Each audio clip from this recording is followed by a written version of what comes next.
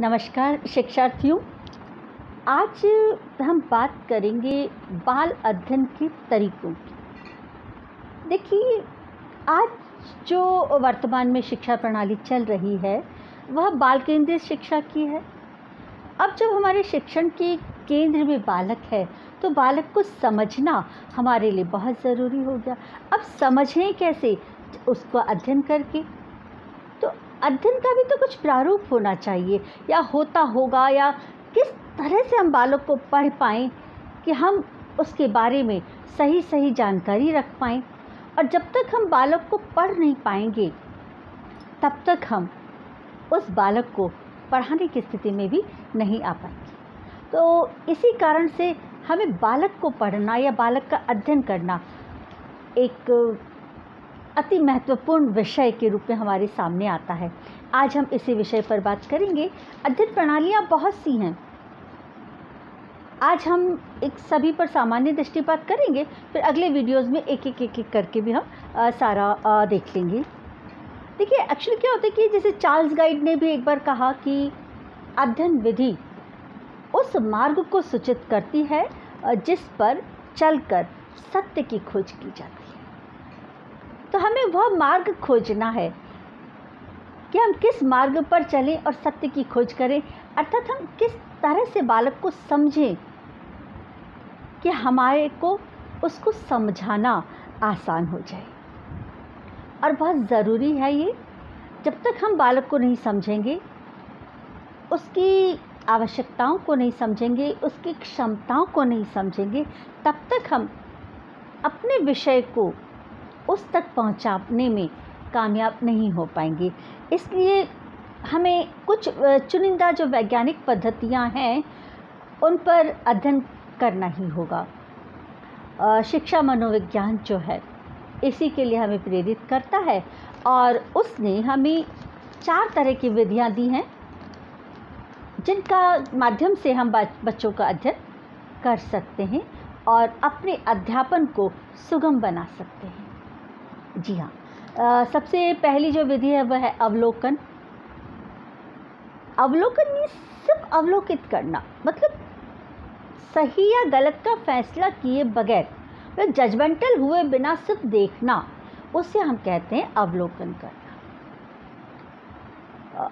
और देखिए, यदि आपको ध्यान हो कि जेम्स वॉट ने किस तरह से एक बार चाय की केतली का अवलोकन किया था। चाय बन रही थी और उसमें से जो भाप है वो निकल रही थी और उसके ढक्कन को बार बार हिला दे रही थी। मतलब उन्होंने ये सिर्फ देखा, इस तरह से अवलोकन किया कि इस तरह से करने पे ये चीज़ हो सकती है, और स्टीम इंजन की शुरुआत हो गई। कितनी सहजता से हो पाया वो नवाचार, वो शोध। तो इस वजह से हुआ कि उस चार्ल्स ने अवलोकन जो वो सही तरीके से किया था। तो ठीक है, हमारे पास भी जो हमारे सामने वाले जो विद्यार्थी बैठे हैं, पता नहीं उनमें से कौन वैज्ञानिक बनेगा, कौन वकील बनेगा, कौन चिकित्सक बनेगा, पर हमको उनको पहचानना होगा। तो अवलोकन के माध्यम से, और फिर हम उनको अच्छे से पढ़ा पाएंगे। हर पद्धति के कुछ धनात्मक ऋणात्मक पहलू होते हैं, उनको हम बाद में लेंगे जब हम एक एक पद्धति पर विशेष रूप से दृष्टिपात करेंगे। दूसरी विधि जो होती है वो होती है साक्षात्कार। साक्षात्कार के बारे में जैसा कि आप लोग जानते ही हैं कि आमने सामने का हुआ करता है। हम प्रश्न रखते हैं, सामने वाला उत्तर रखता है। अब प्रश्न रखने के प्रारूप अनेक हो सकते हैं, परंपरागत, नवीन, लिखित, अलिखित, मौखिक, बंद, खुली। तो इन सब पे हम चर्चा थोड़े अगले वीडियोस में कर लेंगे, क्योंकि एक एक पर डिटेल हमको दृष्टिपात करना पड़ेगा। पर बस ये कि हमको साक्षात्कार करना, बच्चे से बातचीत के जरिए उसको समझने की कोशिश करनी है, उसको पढ़ना है। तो वह विधि कहलाती है साक्षात्कार विधि, जिसके माध्यम से अक्सर करके हम नौकरी में भी इसी तरह की प्रक्रियाओं से गुजरते हैं और आगे पहुंच पाते हैं। अगली जो तीसरी विधि है वह कहलाती है विश्लेषणात्मक या चिंतनात्मक प्रतिक्रिया लेखन। देखिए, नाम में बहुत कुछ छुपा है। विश्लेषणात्मक, चिंतनात्मक, प्रतिक्रिया लेखन, मतलब हमने जो चीज़ अवलोकित करी या जो चीज़ हमें दिखाई दी, क्या हमें साक्षात्कार के द्वारा कुछ चीज़ें प्राप्त हुई, कुछ नहीं हो पाई, तो जो भी कुछ हमने महसूस किया उसका विश्लेषण करना, उस पर चिंतन मनन करना, उस पर एक अभिलेख तैयार करना और उस आधार पर उस बच्चे को पढ़ना। डिटेल हम आगे देखते हैं।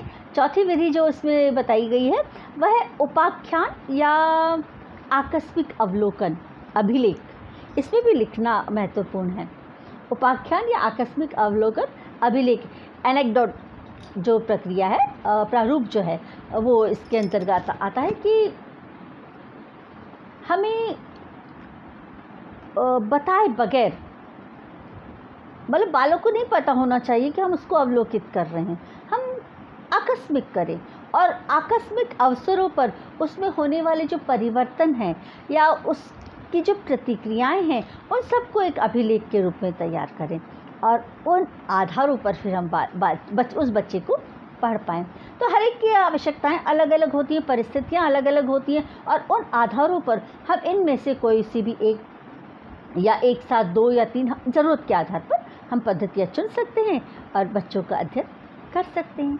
अब देखिए ये सब चीज़ें क्यों, यहाँ फिर एक और प्रश्न हमारे भीतर पैदा होता है कि ज्ञान के निर्माण की कौन सी विधियाँ होती हैं, बच्चे किस तरह से समझते हैं, उनमें ज्ञान का निर्माण किस तरह से होता है, क्योंकि उसकी भी कुछ सुनिश्चित विधियाँ होती है, कुछ सुनिश्चित प्रक्रियाएं होती है। तो थोड़ा सा बच्चों का अध्ययन करने से पहले हम इस चीज़ पर भी ध्यान दे लें कि वो सीखते कैसे, उनमें ज्ञान किस तरह से आ पाता है, किस तरह से उनमें ज्ञानार्जन होता है, संज्ञानात्मक विकास किस तरह से होता है, वो समझते किस तरह से।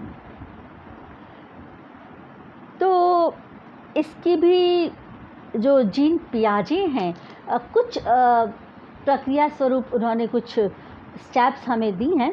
हम आज उन्हीं के बारे में बात करेंगे कि जो बालकों की सोच है या विचार है, ज्ञान निर्माण जो है, बालकों की सोच, उनके विचार या जो ज्ञान निर्माण है उस पर कुछ महत्वपूर्ण विचार प्रस्तुत उन्होंने किए कि बालकों की जो सोच और जो भौतिक जगत के साथ उनके होने वाले जो अनुभव हैं वो किस प्रकार से ज्ञान का निर्माण करते हैं, कि बच्चा क्या सोच रखता है, क्या अनुभव रखता है और उस आधार पर स्वयं अपने लिए क्या निर्धारित करता है, ये क्या होता है, किस तरह से होता है। आइए थोड़ा सा इसको देख लेते हैं। जीन पियाजे के रूप में उसने क्या कहा कि किस तरह से ये प्रक्रिया संपन्न हो पाती है।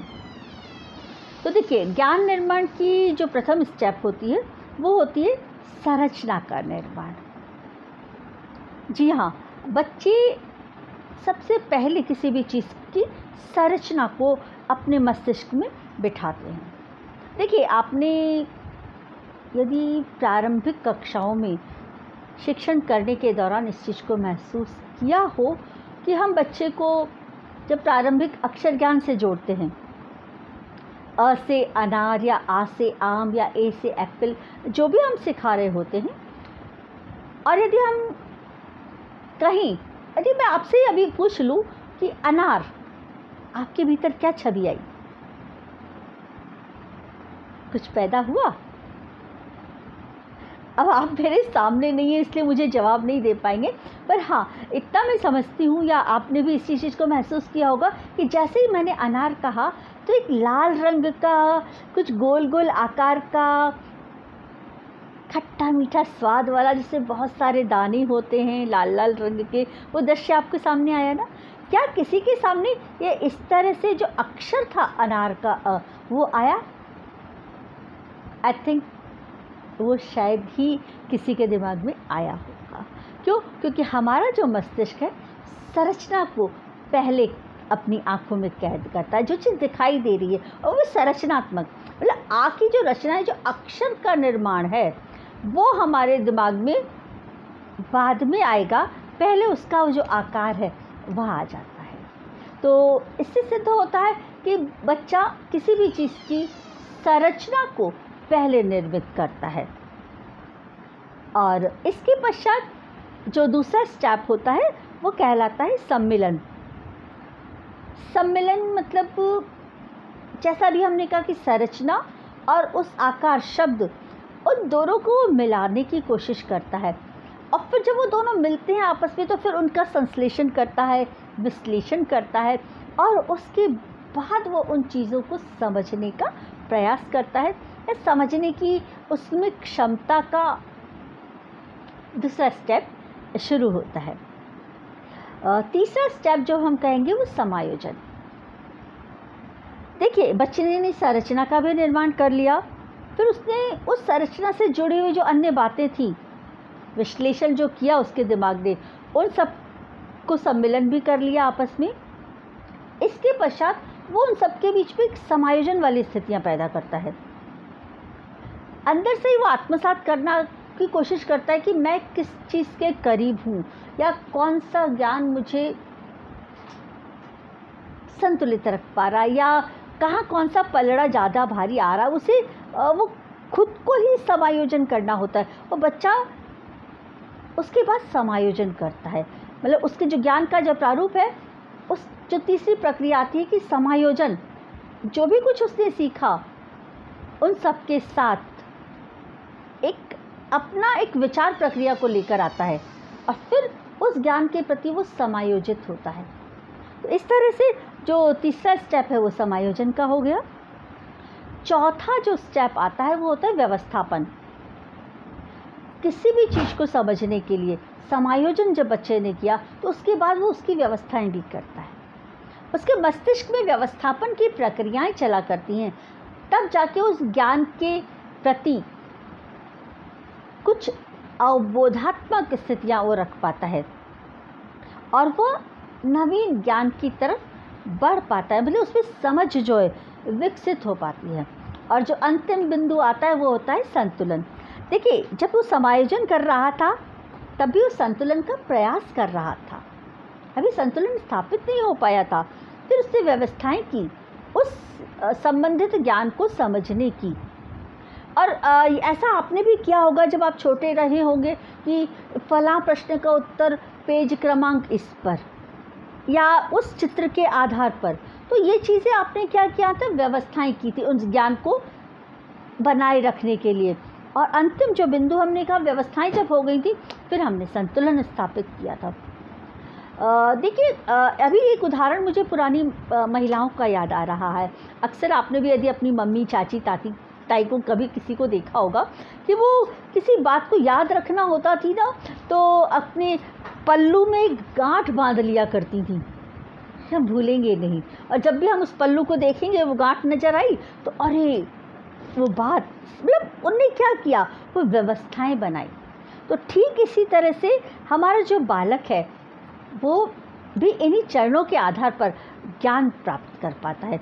तो हमको यदि ये चीज़ पता हो कि बच्चा इन चरणों के बाद किसी चीज़ को समझ पाता है, तो बच्चों के अध्ययन के तरीके से हमको ये चीज़ भी जाननी होगी कि बच्चों में ज्ञान का निर्माण किस तरह से होता है। तो आज हमने यही देखा कि बाल अध्ययन की पद्धतियाँ कितनी होती हैं और बच्चों में ज्ञान का निर्माण किस प्रकार हो पाता है।